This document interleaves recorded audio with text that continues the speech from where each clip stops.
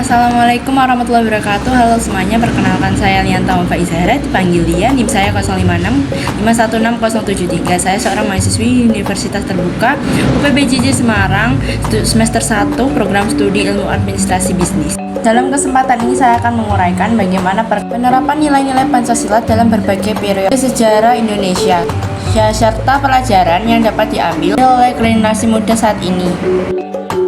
Pada masa awal kemerdekaan, bangsa Indonesia baru memproklamasikan kemerdekaannya. Namun harus segera menghadapi ancaman, kalinya penjajahan, dan konflik internal.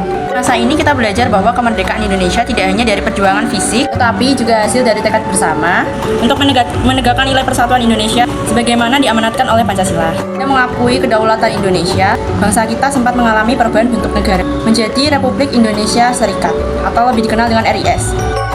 Namun sistem federal ini menimbulkan banyak perpecahan karena adanya kepentingan daerah dan pengaruh politik kolonial yang masih kuat.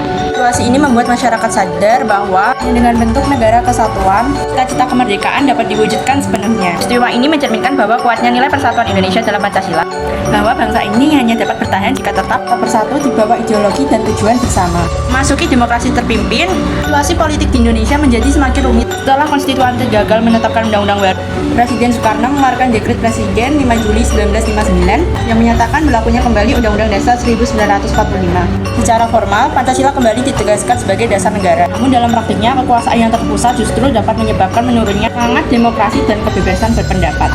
Masa ini menjadi pelajaran penting bahwa tanpa adanya kebijaksanaan dan musyawarah, demokrasi dapat kehilangan arah dari nilai-nilai Pancasila itu sendiri. Setelah masa demokrasi terpimpin berakhir, muncul masa Orde Baru yang dipimpin oleh Presiden Soeharto. Pada masa itu, pemerintah berupaya menanamkan kembali Pancasila sebagai ideologi bangsa melalui program pedoman penghayatan pengamalan Pancasila atau P4. Setiap pelajar, pegawai, hingga organisasi masyarakat diwajibkan untuk mengikuti penataran P4. Meskipun tujuannya baik, dalam praktiknya nilai Pancasila sering hanya dijadikan sebagai alat legitimasi politik. Keadilan sosial yang seharusnya menjadi tujuan utama belum benar-benar dirasakan oleh seluruh rakyat. Kekecewaan terhadap penyimpangan nilai-nilai Pancasila pada masa Orde Baru akhirnya muncul masa reformasi 1997. Rakyat menuntut keadilan, kebebasan berpendapat, dan pemerintahan yang bebas dari korupsi. Perubahan besar mulai terjadi di berbagai bidang, mulai dari politik, hukum, hingga sosial.